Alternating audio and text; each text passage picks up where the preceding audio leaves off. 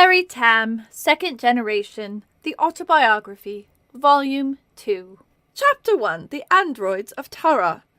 I was thrilled to receive the new scripts for the next story in the Key to Time series. Fans and readers of my previous book will recall that the 1978-79 season of Doctor Who consisted of 6 multi-episode stories, each of which revolved around the search for one of the 6 segments of the eponymous key. As I began reading The Androids of Tara, I grew quite excited, realizing that, at last, Romana was coming more to the fore of the story, starting off the first episode by operating and landing the TARDIS on her own, and then very quickly finding the 4th segment.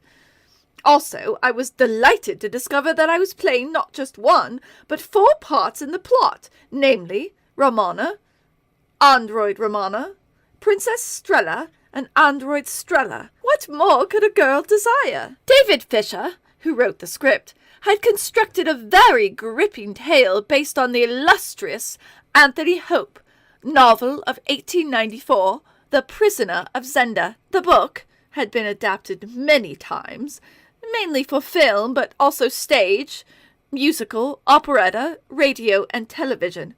Probably the best-known version was the 1937 Hollywood movie starring Douglas Fairbanks Jr. David's version has the TARDIS landing on the seemingly peaceful planet of Tara, with the Doctor feeling in need of a holiday. While he takes time off to go fishing, Romana quickly locates the 4th segment of the Key to Time. All is going well until the time travelers are drawn into the complex political intrigues of Tara. The benevolent Prince Reynard is soon to be crowned king, but the wicked Count Grendel wants both the throne and Reynard's bride-to-be, the Princess Strella, the parallel to the prisoner of the original's title, for himself. Grendel plots with the android builder, Madame Lamia, and soon both Reynard and Strella are replaced by robotic duplicates. Unfortunately for Romana, she also bears a startling resemblance to the princess, which makes her enormously valuable to the Count. With time running out, the Doctor is unwillingly thrust into the roles of android repairman, kingmaker, and ultimately swashbuckling hero, when he finds himself dueling with Grendel, famous for being the finest swordsman on Tara. The tale had great resonance and nostalgia for me, reminding me so much as it did of the old films my mother had taken me to see all those years ago in my hometown of Bradford. Also, David's adaptation, which wove the android theme into the old threads of a fairy tale-like narrative, was thrillingly innovative and gave the piece an edge. I set off for rehearsal at the Acton Hilton as usual, and met the rest of the cast, who all seemed really friendly and well suited to their parts. I was especially interested to meet Peter Jeffrey, who was playing Count Grendel, as, although we had both appeared in the Odessa File, we had never met, our roles in that movie having been filmed weeks apart and in different locations. Other wonderful actors included Declan Mulholland, Simon Lack, Neville Jason, and the inimitable Cyril Shaps. It was also a relief to see another woman in the cast, the lovely Louise Baxter, who portrayed her role of Lamia so well. So often in the series, the casts were male-dominated, with female roles being well outnumbered. I realized quite fast that I had a great deal of work ahead of me, and when rehearsals began, became quietly determined to get cracking. Our director, Mike Hayes, was a lovely man, and we got on very well. He was an actor in a former life, and had also produced A for Andromeda, that wonderful and groundbreaking science fiction series of the 60s, starring Julie Christie in one of her first TV roles. This was his first foray into the wonderful world of Doctor Who. We, the Thesps, all adored him, but unfortunately he and Tom hit it off rather too well, and filled the rehearsal hours outvying each other with long, rambling anecdotes and jokes which, although amusing, did not help with the grueling task I faced in trying to give each of the 4 roles I was playing a different flavor. Well, not so much with the robots, admittedly.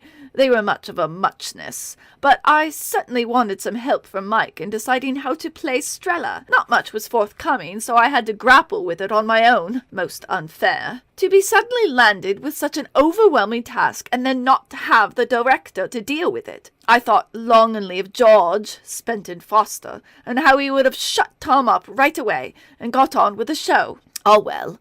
No use baying for the moon. I did my best, gritted my teeth, and tried to suggest restarting rehearsal as often as I could. But it was a losing battle. The month was July, and we were to film the location scenes at Leeds Castle in Kent, a most beautiful building, and surrounded by tranquil woodland, which we also utilized in the story. It was my favorite location in the series. The setting was just superb, and the sense of history very useful in helping us all with the larger-than-life characters we were playing. I refer to Strella here, not Romana. Not only that, but the weather turned out to be gorgeous, too.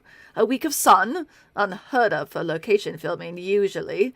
It was, therefore, like a mini-holiday. We were a very happy bunch of thesps as we shot the first scenes in the woods. One of my first was with Peter, who had to carry me to his horse. Unfortunately, the path leading to where the patient animal stood had a slight uphill gradient, and after the third take, poor Peter staggered and nearly dropped me. He put me down, not terribly gently, I may add, mopped his brow and declared that he needed a break. I was hardly a 10-ton Tessie, but his costume was quite cumbersome. The weather was hot, and the hill must have seemed steeper and steeper with each take. Poor guy. My own costume was a bit of a personal triumph. I had some writing to do in the story, and Doreen Jones, the costume designer, had shown me a sketch for a suitable outfit one day during rehearsals in the Acton Hilton. It was for a heavy woolen suit with baggy culottes and in a muddy brown.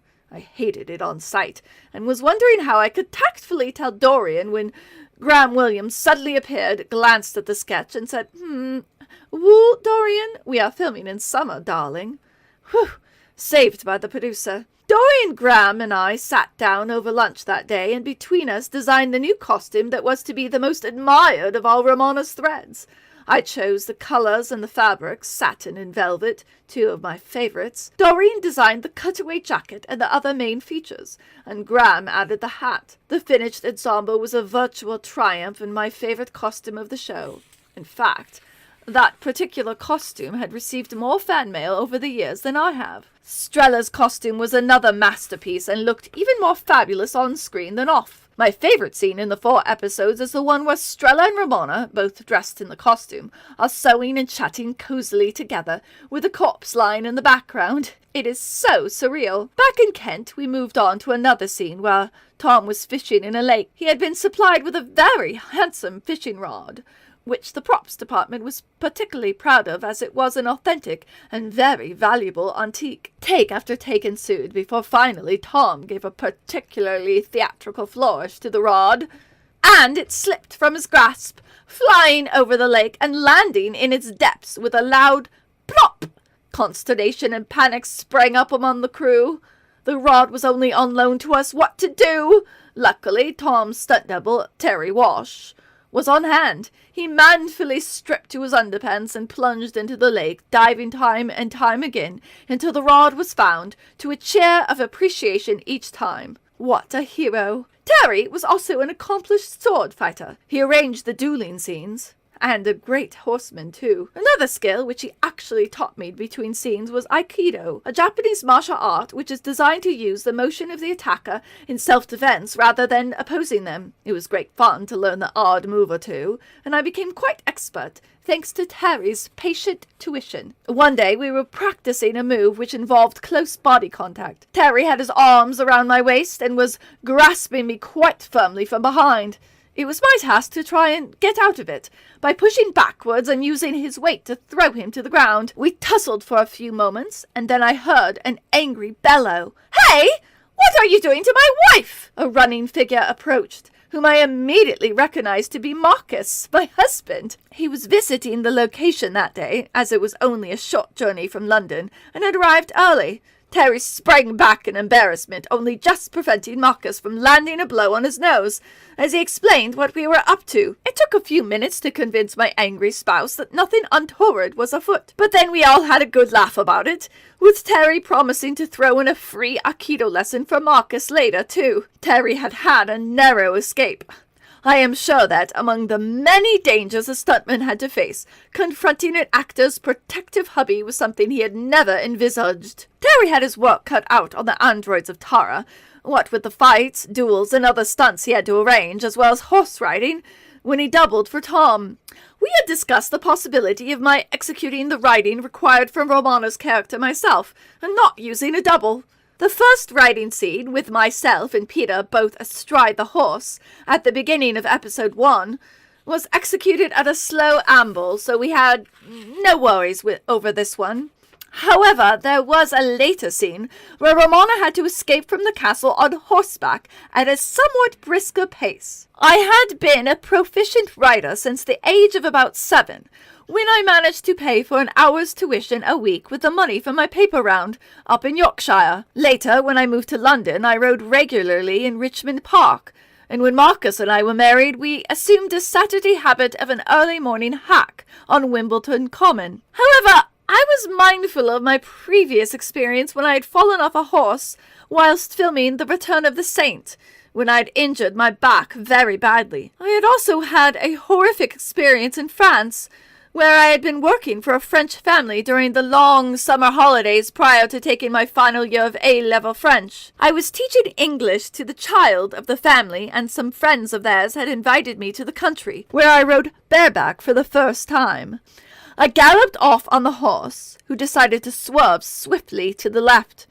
I fell off and lost consciousness. I woke up in hospital 2 days later with total memory loss, which was quite terrifying, I can assure you. My memory came back, but the doctors in Les Hôpitaux Américains in Paris informed me that I was to be kept in for observation for a week. I flew back to England after that, where I underwent many more tests on my brain, and had to sleep without a pillow for the next 6 months, as a precaution against any possible clots occurring in the skull cavity. The whole process, although scary, did not put me off riding again in the least, and I was back in the saddle as soon as I could afford it. But here at Leeds Castle was another matter altogether, namely to be riding on a strange animal with very little time for rehearsal. 10 years later, when I heard of actor Roy Kinnear's tragic death after a riding accident whilst filming The Three Musketeers, I felt a shiver of horror run down my spine. There is generally not enough concern for safety when shooting historical scenes with horses involved. Modern-day settings, when riding horses are de rigueur, are okay, but no one wore them in earlier centuries.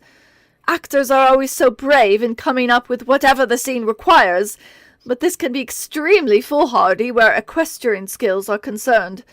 As a rider, I knew only too well how unpredictable horses could be. Consequently, and in this instance, when I had a long work schedule stretching ahead of me, I decided not to risk it, and the scene where Romana canters away over the cobbles of the castle courtyard was done by a stunt woman. I did have fun mounting the horse in the scene outside the castle walls, however. I decided to invent a piece of comedy business here, and got onto my patient steed the wrong way, that is, by putting the right foot instead of the left foot in the stirrup first, and then swinging my right leg over the front of the saddle, a real no-no in equestrian terms, but one which worked very well visually. The very handsome grey chosen for this action sequence was a dear, one-eyed horse by the name of Winston, who nearly stole the scene. What an actor! And so patient. Back in the studio, I had a few hairy moments as Princess Strella. In the coronation scene, the crown fell off my head, so we rolled again. I then forgot the last line of a long speech, which meant we had to go again, and then the crown fell off again. We finally got it in the can after 4 takes. Whew! Watching the episodes back for the DVD commentaries reinforces my opinion that this was the best story on the Key to Time series for me. Mike did a wonderful job on the direction with beautiful, moody, tree-framed shots. The actors were well cast, and the finished product well edited. Ultimately, though, it was the story that appealed to me best, as it was quite rare to have such a dominantly classical fairy tale theme in Who. I was exhausted and happy when we finished, and began looking forward to the next story.